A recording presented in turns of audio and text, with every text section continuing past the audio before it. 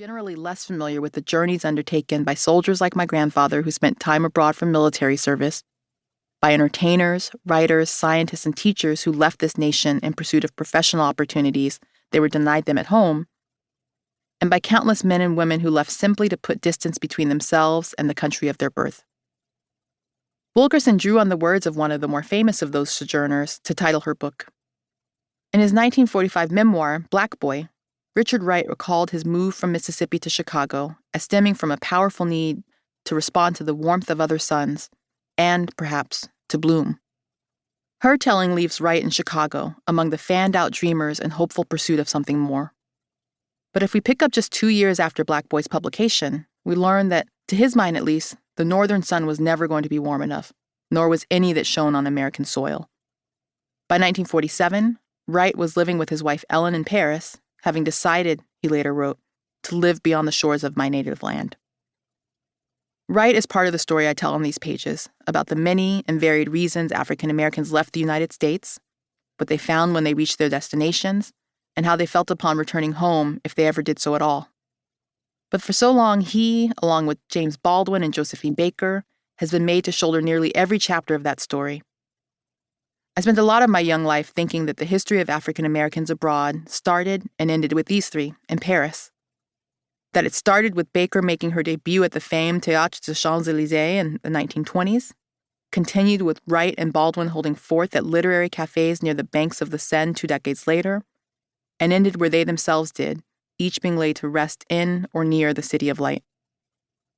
Their stories loomed large for good reason. In interviews, speeches, essays, books, and letters, these three gave firsthand insight into the sense of humanity, opportunity, and possibility that Paris offered African Americans during the exact moments when those things were under steady attack in the United States, and, paradoxically, during the exact same time that the United States stood as a beacon of freedom and welcome to European immigrants. Wright's fiery, unpublished essay, I Choose Exile, put it plainly. There's more freedom in one square block of Paris than there is in the entire United States of America. This freedom, in turn, fueled the imaginations of filmmakers, playwrights, poets, and novelists. I remember watching HBO's The Josephine Baker Story, starring Lynn Whitfield, with my family when it premiered in 1991. I was 13 years old and sat in rapt horror through the film's first act, which opens with a scene from Baker's own youth in East St. Louis, Illinois in 1917, when a white mob, angry over the rising numbers of Black employees in local factories, descended on the city's African quarter. On screen, the camera pans across a sea of white men and women setting houses on fire, dragging Black people out of streetcars, beating them with pipes, and shooting at them as they try to flee. Then it zooms in on the dark corner of an empty theater, where a little girl is hunched over, trembling in fear. Amid the piercing cries of her neighbors, the girl makes a promise to herself.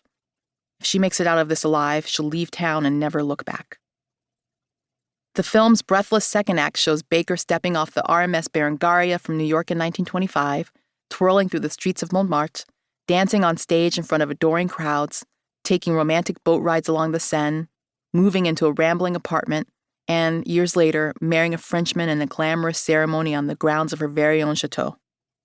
The contrast between the horrors she left behind on one side of the ocean and the joys she found on the other left an indelible mark on me. I did not yet know that Paris had its own history of racism, that Wright, Baldwin, and Baker were shielded from the worst of it because of their American citizenship, and that even so, nothing could protect them from the racism of the white Americans who made their way to Paris during the same era. I did not yet know that Paris and three of its most famous residents were just a small part of a much bigger story of African Americans leaving their home country to see what lay beyond its shores. I did not yet know that my own family was part of that story, too. Of course, African Americans have been leaving this land ever since first arriving on it in chains.